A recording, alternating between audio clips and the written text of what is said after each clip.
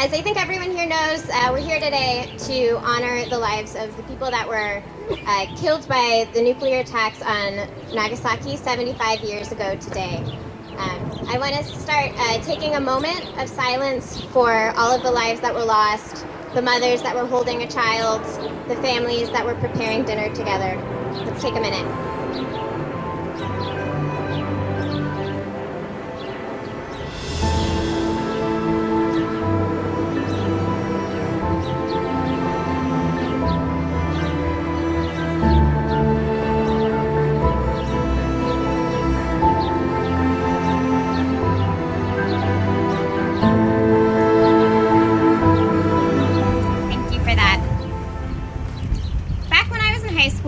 I had an assignment to argue whether the U.S. was justified in the attacks on Nagasaki and Hiroshima.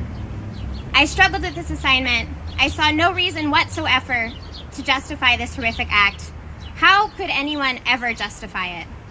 But I kept seeing it billed as the only way to stop the war, with no further explanation. We are so committed to destruction over peace and diplomacy and the devaluing of human life that even those with the best intentions perpetuate the narrative that this is the only way. I don't want to live in a world where the annihilation of hundreds of thousands of people is seen as a viable solution. We are lucky we have made it 75 years without a repeat incident, as the threat of nuclear war is ever increasing. We must cry out, never again, abolish nuclear weapons now.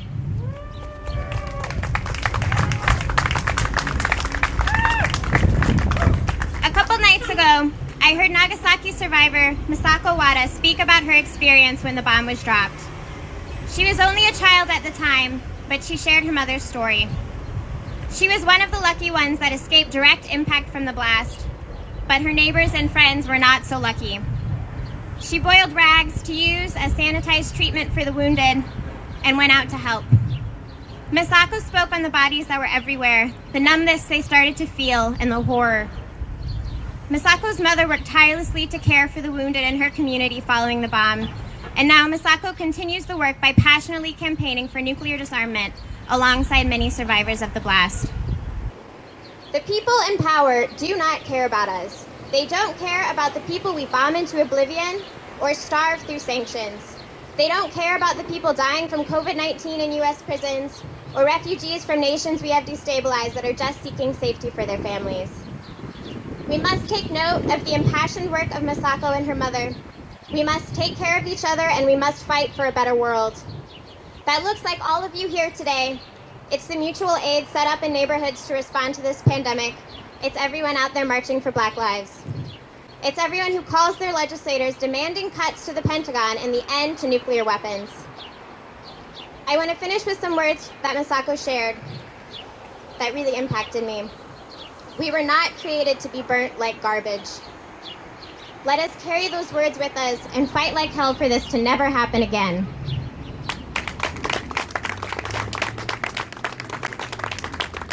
I'd like to welcome Ed McManus from the Fellowship of Reconciliation. Ed and his wife Ellen led a delegation to Japan for the 60th anniversary 15 years ago. So Ed will share with us that experience. So as Lizzie said, my wife Ellen, who is right here, had the privilege of, and I had the privilege of visiting Hiroshima and Nagasaki 15 years ago for the 60th anniversary of the bombings. We led a delegation of members of the Fellowship of Reconciliation in a visit to both cities, and the Fellowship collected thousands of signatures on petitions urging the Japanese government to not repeal Article 9 of its Constitution, which was adopted in 1947, which outlaws war as a way of settling disputes. We presented the petitions to the Prime Minister and to the mayors of Hiroshima and Nagasaki. And the mayor of Hiroshima gave us this painting, which we have hanging in our living room. And I told Ellen that I wanted her to stand here for half an hour and hold that up, and she thought I was just kidding. The painting depicts the Gimbako Dome, which is the only building left standing near the hypocenter of the bomb's explosion. It's still there after all these years. We had the opportunity to meet with several Habakasha, which is the name for the survivors of the bombings. They're now very elderly. Well, that was 15 years ago. I guess they're really elderly now. And hear them relate their memories of the tragedy. We came away committed to working to eliminate nuclear weapons, and I want to thank all of you for volunteering for this demonstration. It is a great way to influence public opinion on this very important issue. We must not give up. Thank you.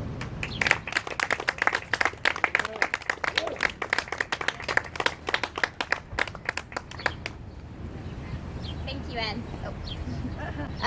Next, I'd like to welcome Andy from CCAWR. He'll send us off before the procession.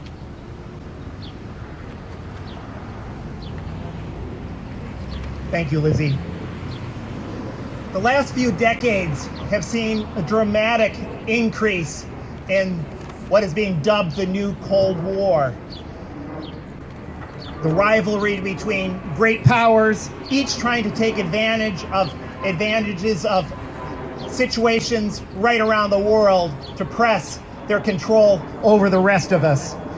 The U.S. taking advantage of the fall of the Soviet Union to press into the former Eastern Bloc countries with NATO, even though the first George Bush promised the Soviet Union, the Russians, that they would not do so. Russia in turn grabbing territories near itself. The United States trying to tamp down independent actors in the Middle East, whether you're talking Iran, Iraq, Syria, or Libya. And Russia and China, through its allies and client states, of course, trying to counter that. And now China moving more aggressively in East Asia to counter the dozens and dozens of U.S. bases in the region, being responded to with, of course, Obama's infamous pivot to the region. Now, layered on all this inter-imperial rivalry is nuclear rivalry. Matching the terrible scariness of these territorial grabs is a dramatic escalation of the nuclear rivalries that has largely gone underneath the radar screen. As one commentator said about the 2016 election, here we have the single largest U.S. Expenditure in its history, at that time figured to be $1 trillion for so-called modernizing nuclear weapons, and yet there is no debate about it in the presidential election. No debate about it. The single biggest expenditure up to that time in U.S. history. Now, part of the way that this dramatic rivalry has been expressed has been the utter shredding of the various nuclear treaties that have come down the pike. The only remaining nuclear treaty that I have been able to locate is the New START treaty signed by President Obama, which was in turn watered down by him and by, of course, President Trump, and it's set to expire next February. The other treaties, such as the one with Russia regulating medium ballistic weapons, and the one with Iran and the United States, of course, formally backed out of, or in the case of the 1968 Nuclear Non-Proliferation Treaty, made a mockery of right from the get-go. In 1968, the U.S. and the other nuclear powers insisted on the rest of the world remaining non-nuclear while they would undertake, quote, complete disarmament under strict and effective international control. Now, if that isn't a thigh slapper, I don't know what is. In 2009, Obama pledged to work for, quote, a world without nuclear weapons, and then turned around and allowed Israel to help it veto a UN proposal for a non-nuclear Middle East. Now, so when President Obama signed the latest treaty, the New START treaty, he again watered it down to the point of becoming meaningless. It started out as a $1 trillion so-called modernization of the nuclear weaponry, and it's now grown to be a $2 or perhaps even $3 trillion expenditure. So we got the rest of the world got a piece of paper in the form of a damn treaty, and the military-industrial complex got a $3 trillion subsidy. And we've seen this over and over again with treaties. And I'll finish on that in a few moments. But it must be pointed out that, of course, President Trump has made an already bad situation even worse. He claimed during the election that, quote, our nuclear arsenal doesn't work. The United States must greatly strengthen and expand its nuclear capability. And he threatened to, quote unquote, totally destroy North Korea. The U.S. has always, under every single damn president, kept to itself the right, so-called, to use first strike of nuclear weapons. Now, if that isn't provocative by the world's most armed nuclear power, I don't know what is. I'd just like to finish off with the whole question of treaties. And I'm sure I'm going to be a bit controversial here, but frankly, every treaty that the United States has signed just about hasn't been worth the paper it's been printed on. I'm wearing a shirt today in honor of the Native American struggle for freedom during especially the 18th and 19th century. And anyone knows the history of the United States treaties with Native Americans must know that the people who always break it are the damned United States. And the situation has been no different in the 20th and 21st century also. So the question becomes, how do we end this madness? How do we end this threat to our planet?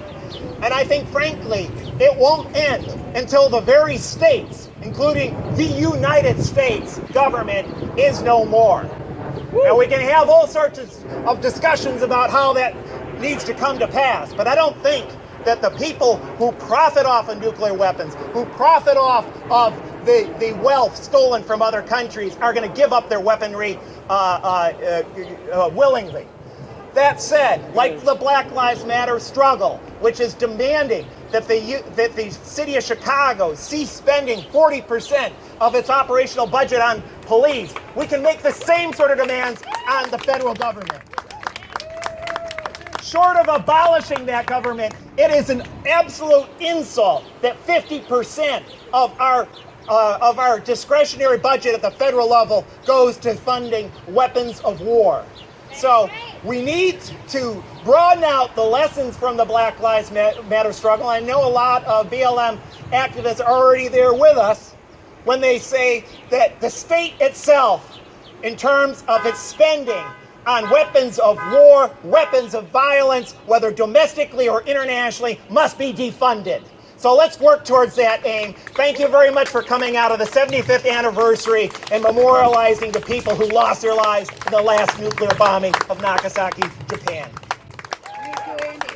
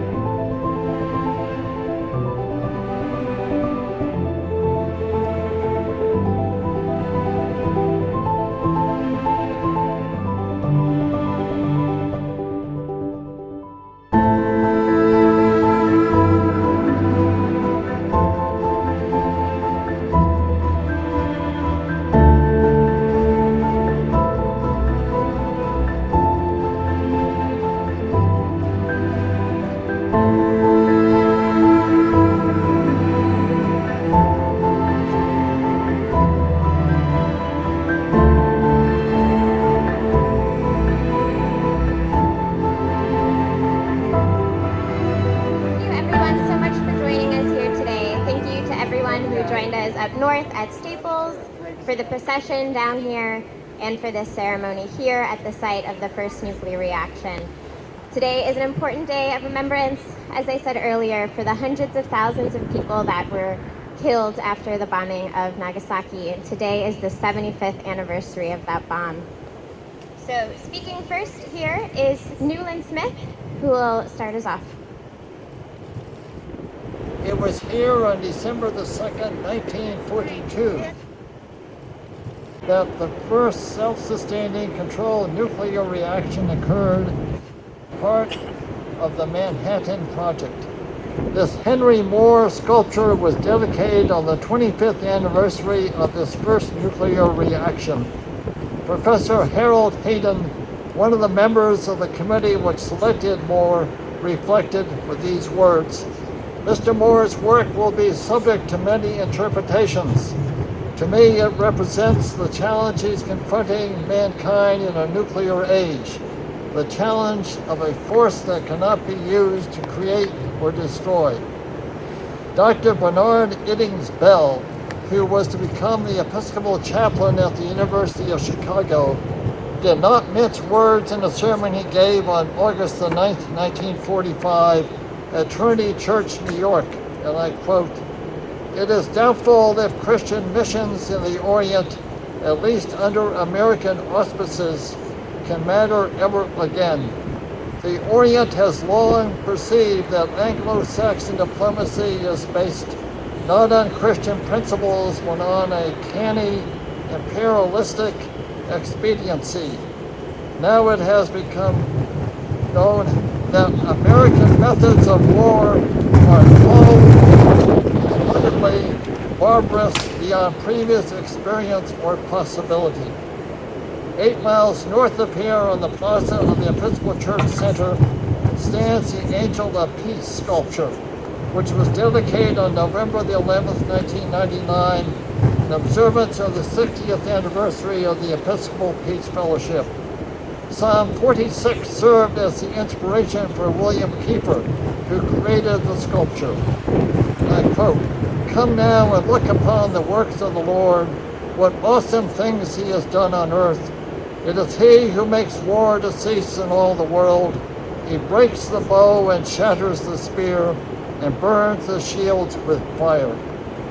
Daniel Berrigan, who was one of the speakers, said, "I take the angel as a profoundly anti-cultural figure and a reminder of our anti-cultural status before God and one another. May we here, grounded in anti-imperialist stance, join the Kings Bay Plowshare 7 in their call for a total and complete end to all creation, possession, and use of nuclear weapons." Thank you. Thank you for those words, Newland. Next up, we have Sarah Ball from Voices for Creative Nonviolence, who will speak more on the Plowshare 7.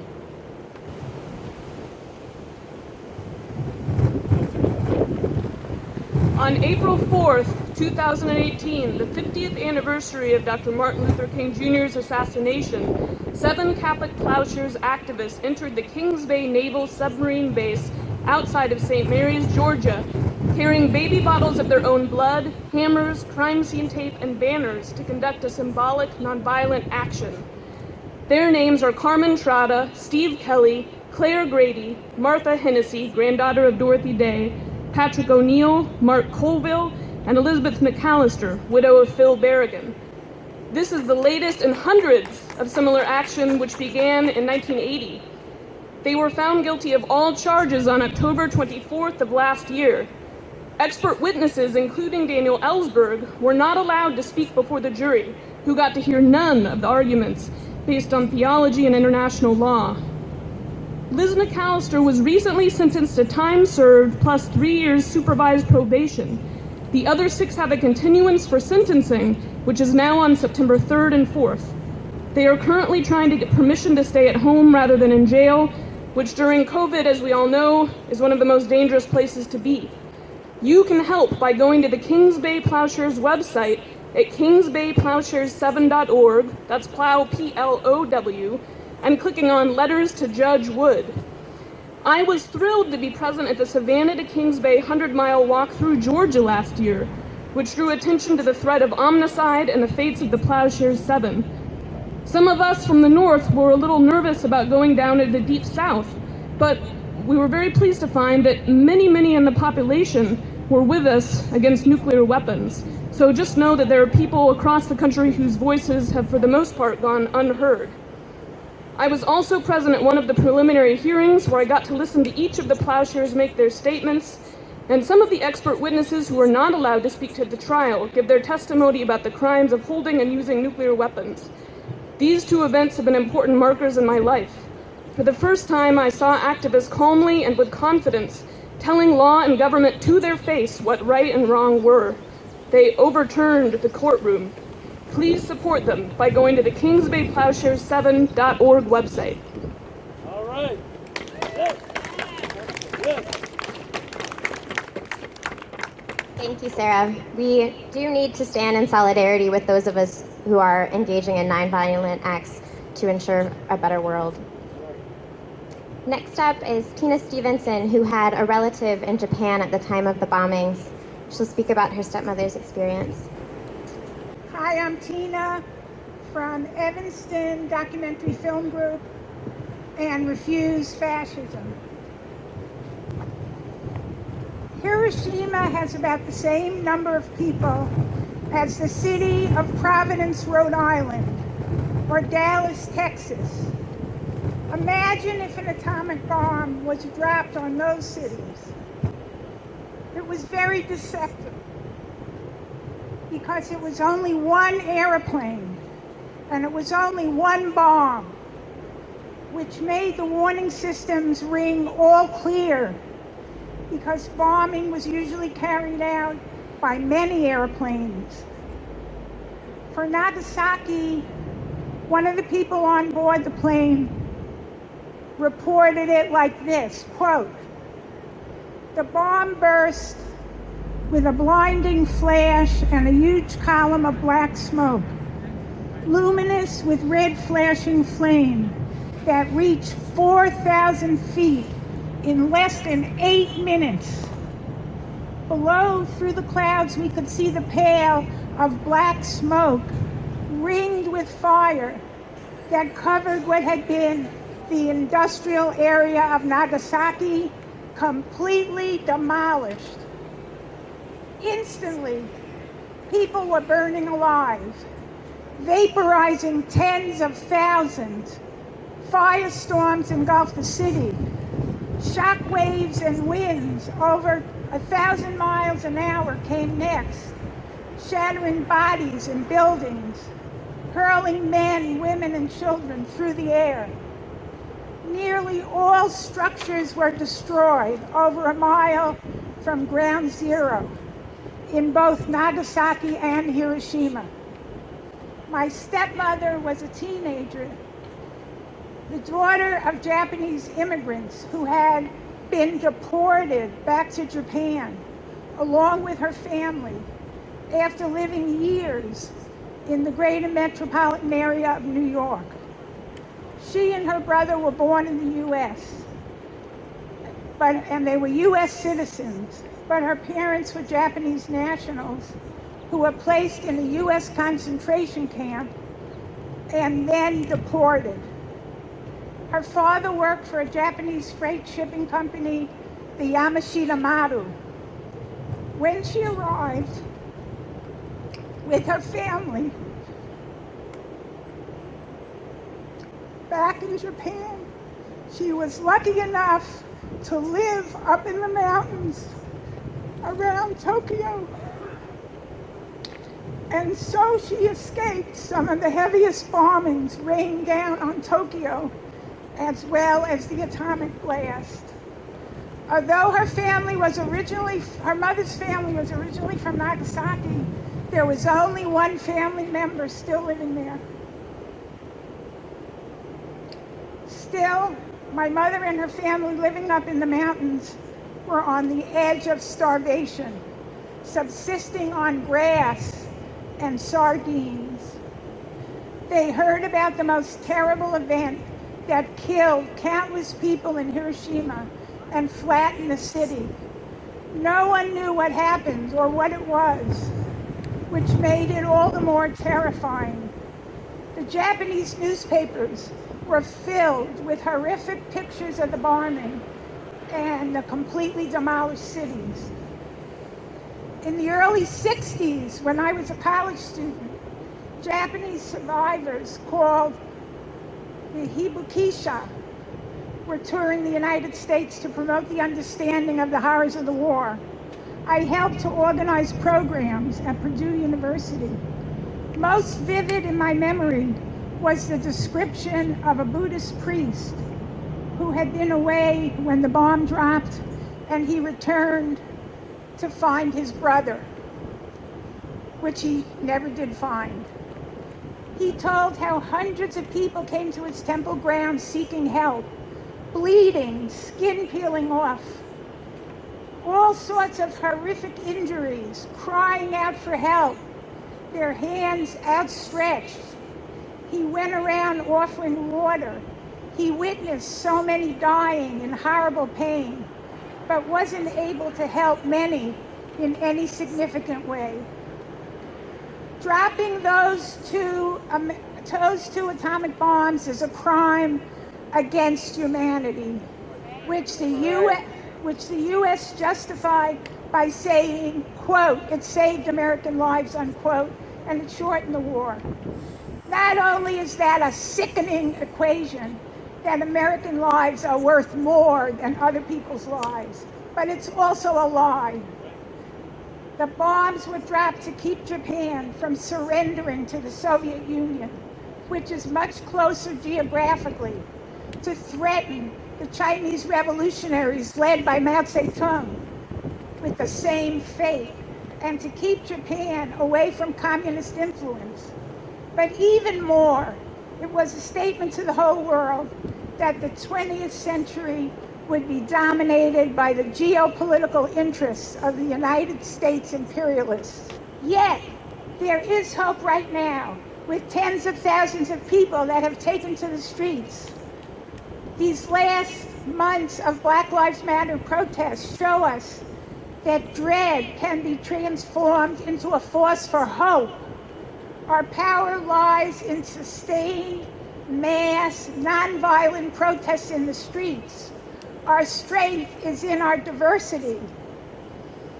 Our demand is for justice. These are the ingredients that have driven out hated regimes and corrupt leaders all over the world, from South Korea in 2017, to Armenia in 2018, to Puerto Rico in 2019, and many other countries. Right now, people are in the streets in Beirut demanding their corrupt government resign in the wake of the horrendous explosion that killed 150 people and devastated the city. All around the world, people know how to do this. Let's learn from them for the sake of all of humanity. Join us, contribute in any way you can, because the hour is very late. If not now, when? If not us, who? Thank you. All right. Whoa. Thank you, Tina, so much for those inspiring words and for sharing your stepmother's story. It's so important that we continue to hear and listen to those personal accounts. We don't hear that in our history classes. We aren't hearing that on the news of the people we are devastating through U.S. imperialism, and that's so important that we hear it. I'd like to welcome Dave Kraft from the Nuclear Energy Information Service to speak to you guys about the threat of nuclear energy and nuclear weapons. Thank you. It's hot today. And 75 years ago, it was a lot hotter in Nagasaki. I think that's why we're here. As you heard, my name is Dave Kraft. I'm Director of Nuclear Energy Information Service. We're a 39-year-old organization in Logan Square. And we formed to inform people about the dangers of nuclear power. Now, governments that want to manipulate people rely on that old adage of keeping us like mushrooms. They treat us like mushrooms. They keep us in the dark, and they feed us bullshit.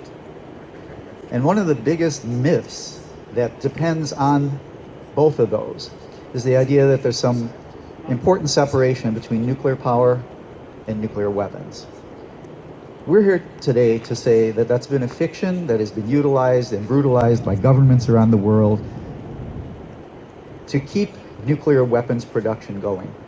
Because when you look at both of them, they use the same physics, they use the same materials, uranium, sometimes plutonium. They use sometimes the same people. They use the same institutions and Department of Energy laboratories. In fact, since the Department of Energy was formed, roughly 2/3 of all the money spent in the Department of Energy was for nuclear weapons and nuclear power. Everything else, efficiency, renewables, got the rest. So the fiction that we are confronting today is that there's somehow going to be a peaceful world, even if we did abolish nuclear weapons, as long as we continue nuclear power. And that is simply not true. Now, because it's hot today, I'm just going to end with a memory. And some of you, I see there's enough gray and silver hair here today that some of you might even remember this. 25 years ago, the 50th anniversary of the bombings, over 2,000 people gathered at Rockefeller Chapel here at the University of Chicago campus to commemorate that event. And their keynote speaker was the noted author Kurt Vonnegut, author of Slaughterhouse-Five and other things. So people were really eager to hear what the man had to say.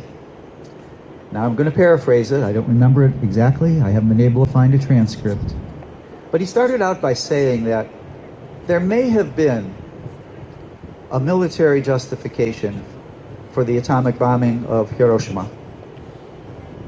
But 3 days later, there was absolutely no justification in civilized society to justify the bombing of Nagasaki.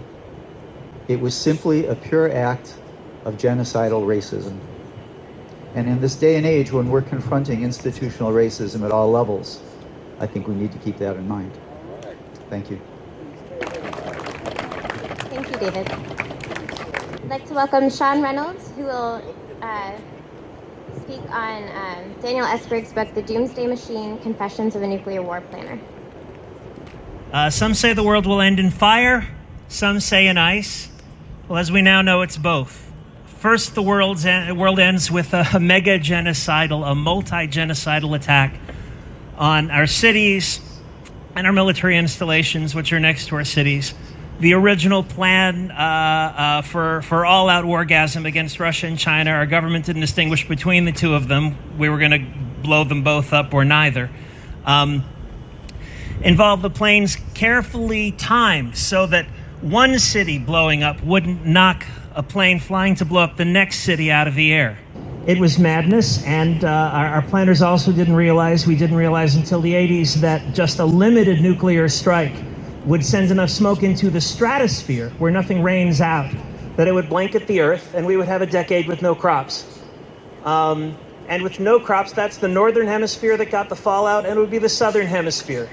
New Zealand has passed a law recently telling our 1% they have to stop buying up land there. But they won't escape it either, because after we've eaten what's on the shelves and the cows and the cats and the dogs and the rats and each other, then it's over. That's it. And we've been stockpiling, even after the end of the Cold War, even after the end of mutually assured destruction, we've been stockpiling the means to destroy every life on this planet, including our own. Daniel Ellsberg is known for his work exposing the Pentagon Papers, but he recently revealed in his book, The Doomsday Machine, which I urge you all to read, that his main goal the entire time was to release a much larger trove of documents he had copied as an architect of our nuclear weapons program. And that was lost in a tropical storm in a landfill cave-in where they were hiding it from the FBI and from Nixon.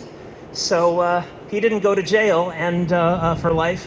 And the species is a lot more certain to die, is a lot more likely to die. The planet, the nuclear, as has been pointed out, the nuclear clock of the Bulletin of Atomic Scientists has never been this close to midnight. It is counted in seconds for the first time, 100 seconds to midnight. The threat of climate change producing promising increasing global insecurity as the resources humans need to have societies run out. A global fascist backlash. We can differ on what constitutes fascism, but clearly we're headed in that direction. In part, it's a backlash to neoliberal policies. The 1-2 punch of the liberals and conservatives in power, neither of whom seem to give a flying for the working class. well, there's supposed to be an applause there. Sorry, I use profanity. The terrifying lies about Iran and China being told by the Republican administration and believed by their base. The terrifying, deranged, demagogic proto-fascist lies about Russia being told by the Democratic Party and being easily believed by their base. And the fact that I'm not here is proven by what I just said, because what I just said proves that I'm a Russian bot or Putin in a fat suit. We are heading back into a new Cold War. General Lee Butler, head of Strategic Command at the end of the old Cold War, said that we have so far survived the nuclear age by a combination of skill, luck, and divine intervention, and I believe divine intervention in the largest proportion. We almost didn't make it last time, but now we have hypersonic nuclear missiles, a program inaugurated not by Trump, but by Barack Obama, which Trump unselfconsciously applauds. And we have many hypersonic missiles. That means a hair trigger response even much faster than in the last time we nearly died multiple times. So what do I have to say? One of Ellsberg's main points, and he argues very persuasively, is that no U.S. president in the nuclear age has failed to use nuclear weapons. If a mugger pulls a gun on you in an alley and doesn't fire, that's win-win for him. He gets the money. He did use a gun. And every presidential administration, Ellsberg convincingly argues, has used the threat of a first strike on a non-nuclear nation to achieve policy goals. We have these weapons. We have the power to sterilize the earth, which we know will be used eventually to sterilize the earth so long as we possess it. We have that power because it makes us rich. We have a gun to the head of the world, and unless there is a massive, unprecedented democracy movement in this country, mobilizing a lot of Biden's base, if he has one, and a lot of Trump's base, and uniting our neighbors for a revitalized cause of democracy, then that's how we end, folks. That clock is going to tick closer and closer to midnight. We may have a few reprieves, but we didn't make any use of the last one. This is the way the world ends. This is the way the world ends. This is the way the world ends. First with a whimper, and then with a bang. And we might not be able to avert the bang. History doesn't go on forever. Climate change is real. We're probably stuck on this planet. But we have a choice not to live with a whimper now. And we can unite to make our neighbors and our country people and everyone we meet aware of the meaning of their life as regards democratic involvement, as regards the fate of this species, climate change, and the nukes.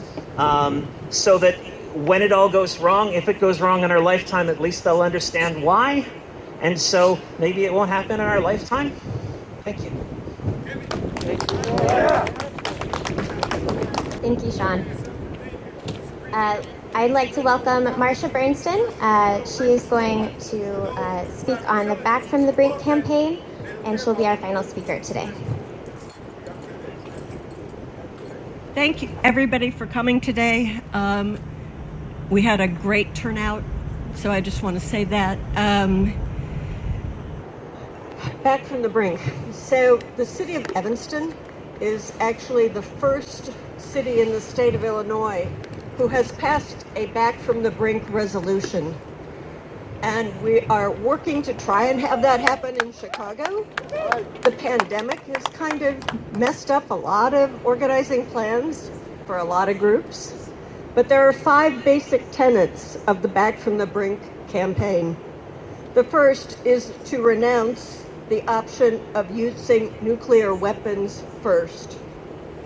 Ending the sole unchecked authority of any president to launch a nuclear attack.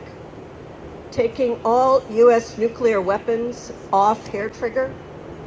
Canceling the plans to modernize the arsenal with enhanced weaponry.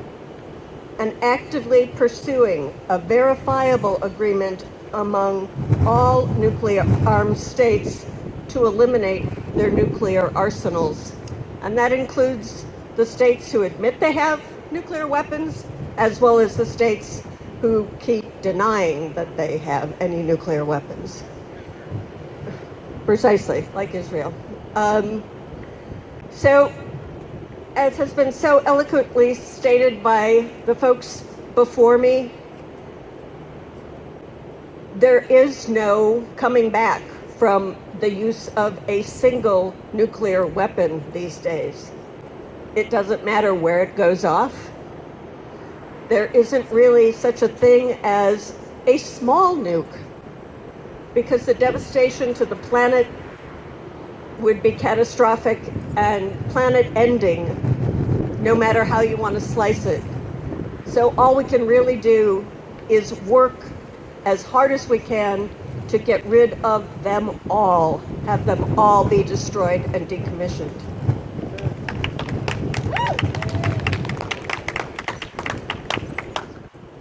Again, thank you so much for coming. We all still have a lot of work to do.